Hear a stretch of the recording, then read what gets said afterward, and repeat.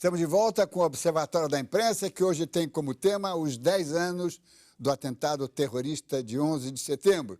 E começamos este bloco ouvindo mais alguns jornalistas que trabalharam naquele dia fatídico.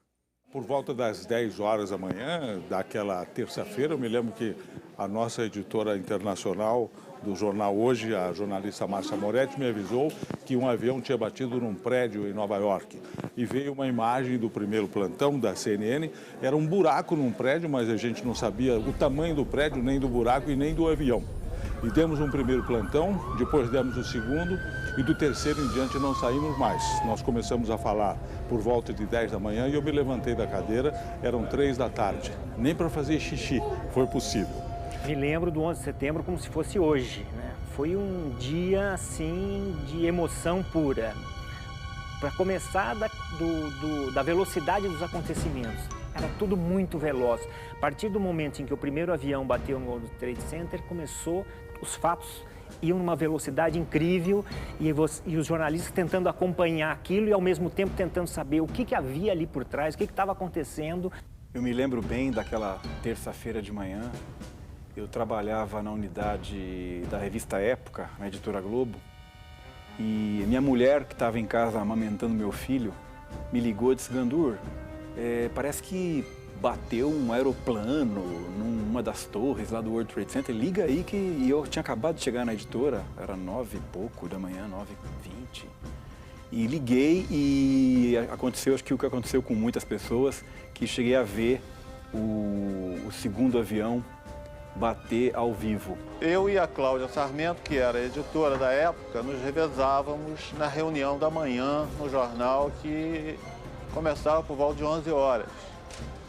E esse dia era ela que estava na reunião e não eu. E eu estava em casa, não estava assistindo televisão, e aí a Cláudia me ligou uma determinada hora, falando: Trajano, você está vendo a televisão? Eu falei: não. Então liga aí, está acontecendo uma coisa muito estranha em Nova York. E eu liguei, aí fiquei perplexo olhando a CNN com aquelas imagens, e eu meio perplexo sem saber o que fazer, embora eu já soubesse que eu teria que vir para cá mais cedo e que ia ser um dia diferente, mas não estava entendendo o que estava acontecendo. O 11 de setembro de 2001 foi um dia marcante para mim de uma forma um pouco mais intensa, eu acho, do que a maioria dos brasileiros, porque eu era o editor do Caderno Mundo, né, de notícias internacionais da Folha. Eu geralmente acordava assistindo a BBC, meu despertador era a TV que aparecia a BBC. Nesse dia eu acordei umas 9h30, a televisão já estava mostrando a primeira torre do World Trade Center pegando fogo. Eu falei: putz, vai ser um dia animado na redação, um evento desse, né? Mas sem ainda ter a noção que aquilo era um atentado terrorista daquelas proporções. Me lembro de tudo e não vou me esquecer nunca, né? Me lembro principalmente daquela sensação de incredulidade. Parecia que aquilo não estava acontecendo, né? É uma coisa de uma dramaticidade impressionante. E quando aquele segundo avião entrou na torre, ali se consolidou a situação absolutamente fantástica e real, né? Aquilo sendo transmitido ao vivo dava uma dramaticidade enorme. E era impressionante, foi impressionante, até hoje eu acho que é impressionante, a agilidade da televisão americana, porque eles agiram com enorme eficiência, não fizeram o que tinham que fazer. A televisão americana estava pondo no ar, e nós também, o mundo inteiro, acompanhando pela CNN. Aqui na Band nós acompanhamos o tempo todo, transmitimos tudo. A edição dos atentados do 11 de setembro foi o grande desafio profissional que eu tive em 36 anos de carreira. Porque pela dimensão do atentado, pela magnitude do atentado e pela complexidade que envolveu a explicação de por que aconteceu aquilo, né? Quer dizer, nunca houve antes no território americano um ataque exterior como no caso do 11 de setembro. Então era um fato que realmente não se tinha precedente antes. E, ao mesmo tempo, a explicação era muito complicada. Quer dizer, quem foram esses sujeitos? Quer dizer, era um terrorismo interno, houve um atentado em 1995 em Oklahoma por americanos, quer dizer, era um grupo interno, era um grupo externo, quem são? Quer dizer, isso, a perplexidade que tomou conta do mundo também nos abateu muito, porque a gente tinha que preparar uma edição, tinha que explicar o que tinha acontecido, sem ter essas respostas muito mais à mão. Nesse caso, é totalmente inédito. Então, foi um desafio como eu nunca tive condições de enfrentar, e eu acho que o resultado foi bom. Os aviões começaram a bater o segundo avião, teve o avião que caiu no Pentágono, aí de repente todo mundo falou, mas quantos aviões tem? Teve um momento que falava-se que 30, 40 aviões desaparecidos, então era uma coisa assim espantosa. Então foi uma cobertura simplesmente emocionante, e tinha o suspense e o mistério, quer dizer, quem é que estava fazendo aquilo, quem estava atacando Nova York, entendeu? A capital do mundo, o centro financeiro da maior superpotência. E a Folha, naquele dia, tomou uma decisão, que foi uma decisão, inclusive, do diretor de redação da Folha, Otávio Frias Filho, que foi uma decisão muito visionária e importante, de compreender o tamanho daquela notícia. Ele determinou que o jornal inteiro, naquele dia, a edição do dia 12 de setembro de 2001, seria dedicada aos atentados terroristas do 11 de setembro. Eu me lembro que eu fiquei na posição de onde se faziam as chamadas do jornal Hoje, com toda a redação ali do lado, e falavam comigo ao mesmo tempo o nosso diretor de programa, que era o Amaury Soares, no ponto eletrônico, e mais as pessoas que passavam por perto. Cada um jogava um papel em cima da mesa, querendo ajudar, outros gritavam, enfim, uma confusão terrível, né? O Serviço de Inteligência e Defesa foi alvo de sucessivos e dramáticos ataques suicidas. Um fato sem precedentes na história do país e do mundo. As TVs de todo o planeta transmitiram ao vivo. A CNN estava pondo no ar um ato terrorista dos mais bárbaros, inteiramente absurdo. O terrorismo é, entre outras coisas, ou talvez principalmente, uma ação de propaganda. O terrorismo precisa da mídia. O terror precisa da notícia. O terror precisa da intimidação. E a intimidação só se dá pela divulgação. Então, o que acontecia ali?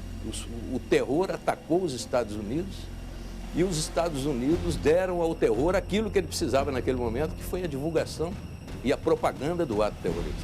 Eu nunca me esqueço disso. Eu liguei para o Aloysio Maranhão, que era o diretor de redação naquela ocasião, e naquele momento já se falava em atentado e tal, e disse para ele assim, Maranhão, vamos correr que o século XXI começou. Porque era emocionante, a gente sabia que estávamos diante naquele momento de algo muito marcante, e que aquele dia demorou para terminar. A gente conseguiu colocar uma edição extra da revista, que é uma revista semanal, saía aos sábados de manhã. Conseguimos colocar na manhã de quarta-feira uma edição extra nas ruas. Nós planejamos a edição extra, que foi um pouco menor e tinha um deadline curtíssimo. Eu me lembro que o deadline era de 2 horas no máximo para a gente fazer tudo. Foi uma loucura, uma correria, mas conseguimos fazer a edição extra. Depois partimos para a edição normal do dia seguinte, já aí com uma equipe, a Internacional é uma equipe pequena, né? Normalmente tinha umas 8 pessoas, incluindo a chefia e incluindo as 2 pessoas de então que trabalhavam na Ciência e Vida.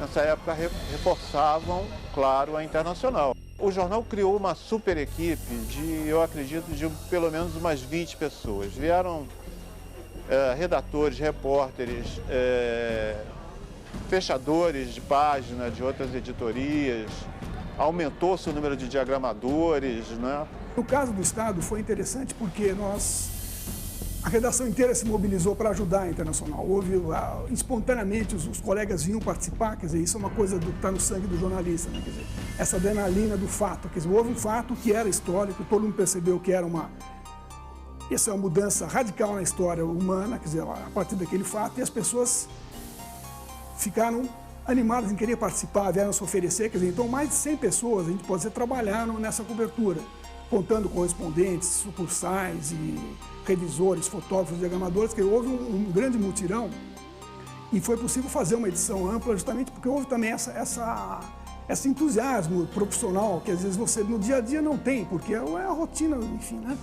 E nesse caso, não, quer dizer, houve uma grande, digamos, a veia jornalística pulsou como nunca nesse dia. E acredito que no mundo inteiro, que realmente era um fato que inaugurou o século XXI. Você pode dizer que o século XXI começa em 11 de setembro de 2001. Foi uma correria imensa, né? Houve o começo até de saber exatamente o que estava acontecendo A gente estava ali perplexo, todo mundo olhando, vidrado na televisão, mobilizados, completamente mobilizados, mas ao mesmo tempo atônitos com aquele fato que estava acontecendo. E eu lembro, eu saí do jornal 1h40 da manhã naquele dia, já no dia 12 de setembro, com uma sensação de que a gente mal tinha arranhado ali a compreensão daquele fato, que foi um fato que alguns até tentaram minimizar na época, mas se a gente olhando em retrospectiva, e 10 anos é muito bom para isso, a gente vê que foi de fato um marco na história contemporânea. E o mais interessante daquele dia é que nós não tínhamos a menor noção do que estava acontecendo. Somente aos poucos, com a evolução dos fatos, é que nós fomos nos inteirando de que estávamos ali diante de um fato que certamente transformaria a vida da humanidade.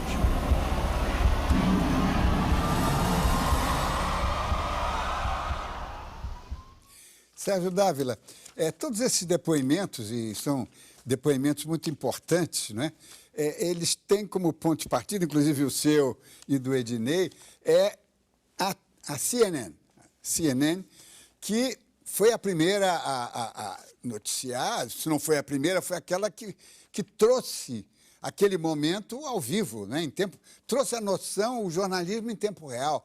Já tinha acontecido ainda quase 10 anos antes, lá em Bagdade, na Primeira Guerra do Golfo, que a CNN cobriu sozinha, o Peter Arnett e tal, ficou lá, o bombardeio de Bagdá e tal.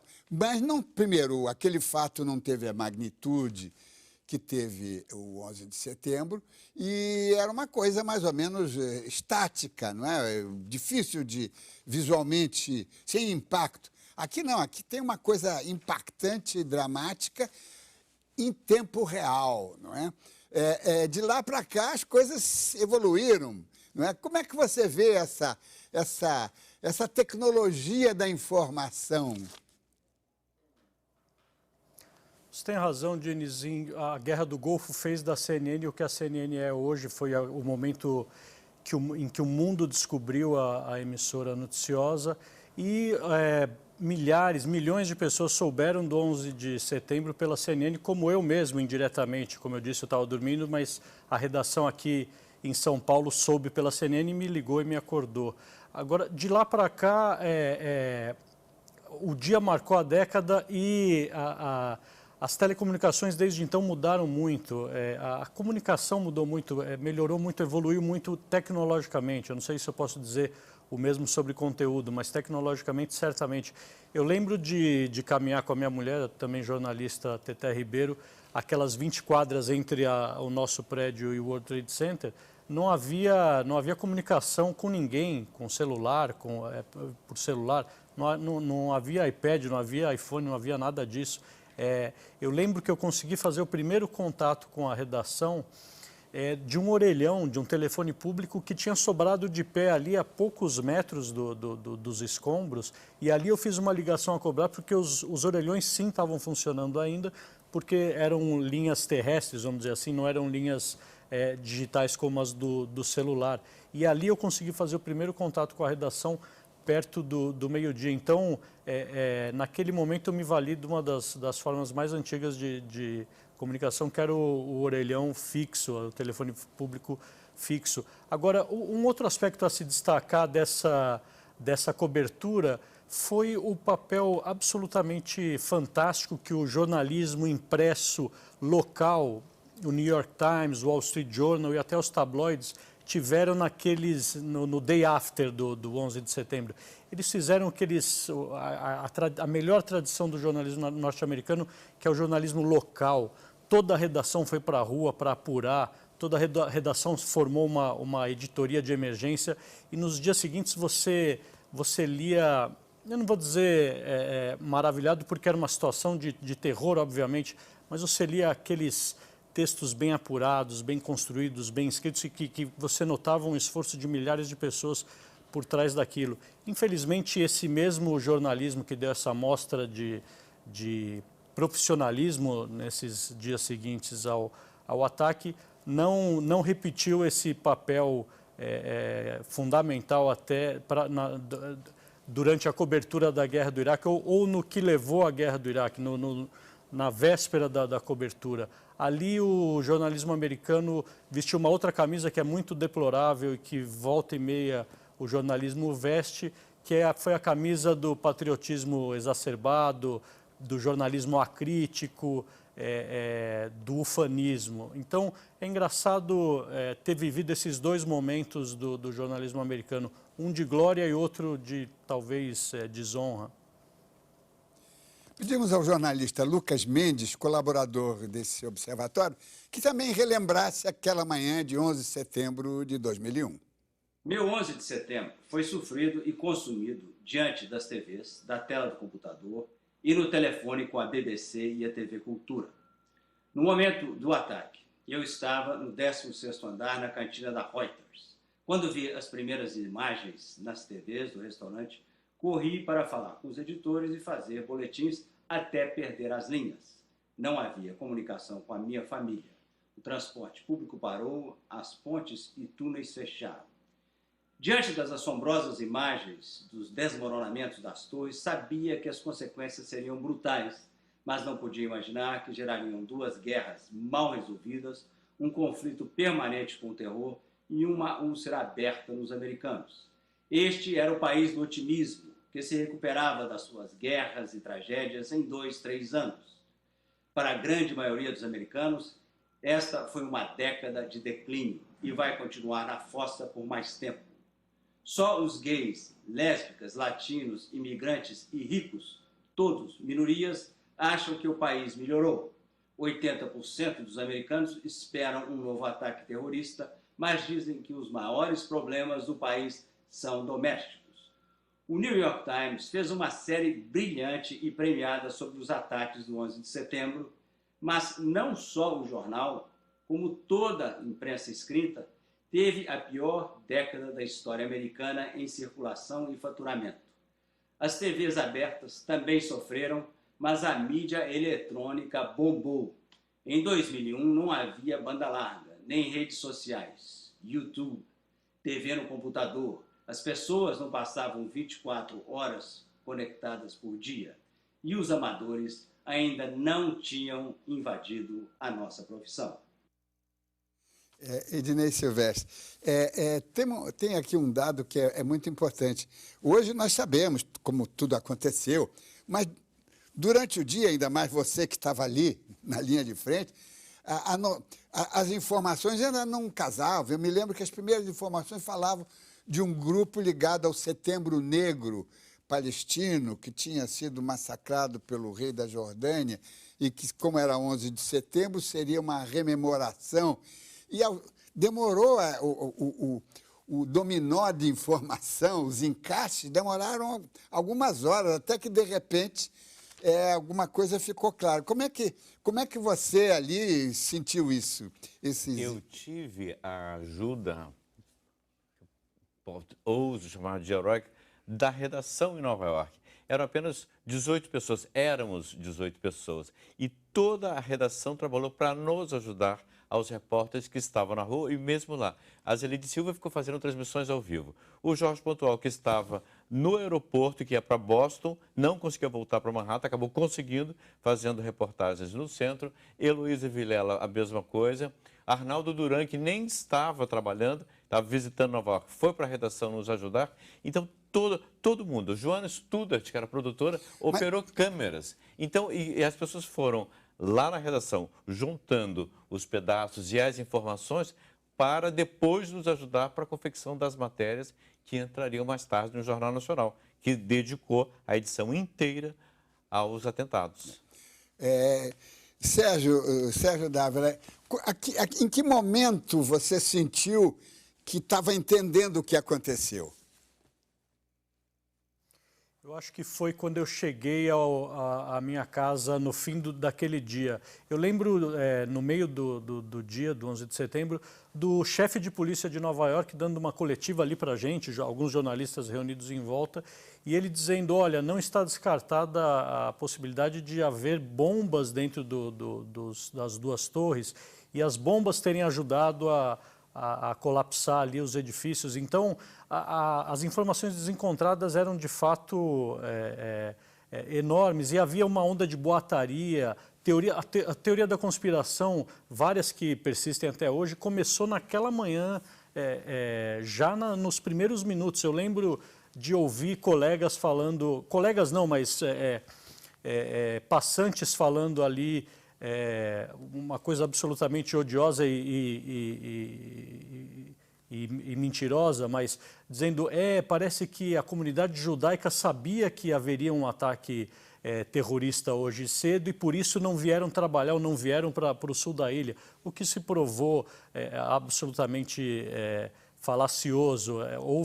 Houve mortes de tantos judeus quanto de qualquer outra religião entre os 3.000 mortos naquele dia. Mas havia desinformação legítima, porque as pessoas não sabiam o que estava acontecendo, e desinformação propagada deliberadamente para criar esse caldo de conspiração que persiste até hoje.